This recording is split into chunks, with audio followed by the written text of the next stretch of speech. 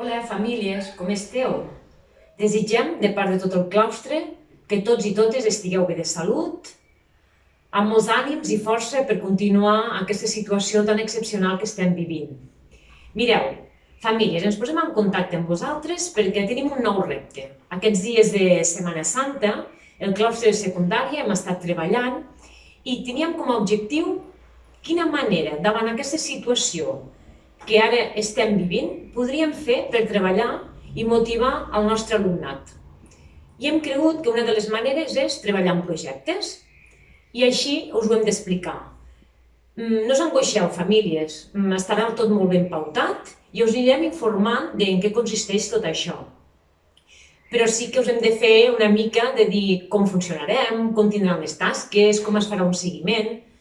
Sabem que sempre som un equip, per tant, nosaltres comptem amb vosaltres.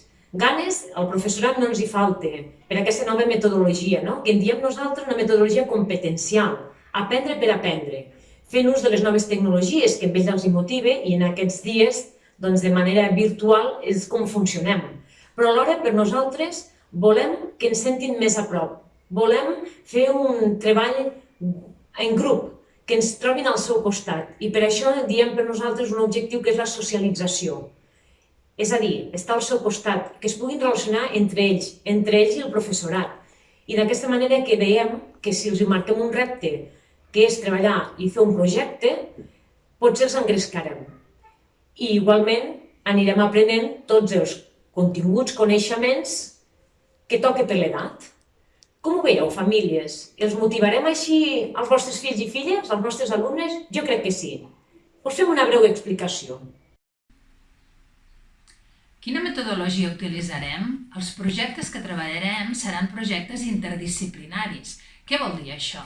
Un projecte interdisciplinari es tracta d'un treball en equip en què els alumnes, en petits grups, faran un procés d'aprenentatge al voltant d'un eix temàtic. Treballarem totes les àrees del currículum de manera transversal, fent un treball competencial on es potencia no només l'adquisició de continguts i l'assoliment de competències, sinó valors com la col·laboració, la presa de decisions i el treball en equip. Els i les alumnes hauran de realitzar un conjunt de tasques, algunes de caire individual i altres en grup. Hi haurà una tasca final com a cloenda del projecte, en què cada grup haurà de realitzar un producte final aplicant tot allò après i treballat en les tasques prèvies. I si hem de treballar en grup, com ho farem? No abandonarem el Dropbox.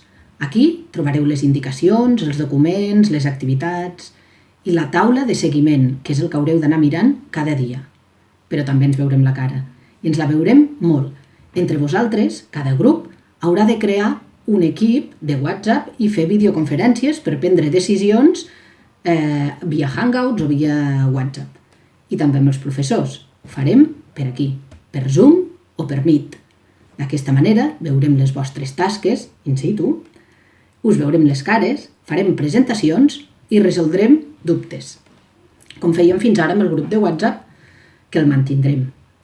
De quina manera haureu d'entregar les tasques? Via correu electrònic a cada professor, en format Word, PDF o el que us demani.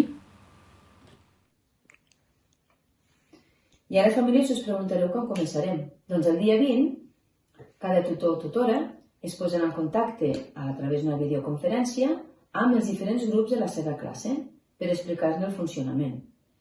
Farem un acompanyament i una avaluació tant individual com grupal al llarg de tot aquest nou aprenentatge. I si teniu algun dubte, ja ho sabeu, poseu-vos en contacte amb els tutors corresponents a través de Vinantia.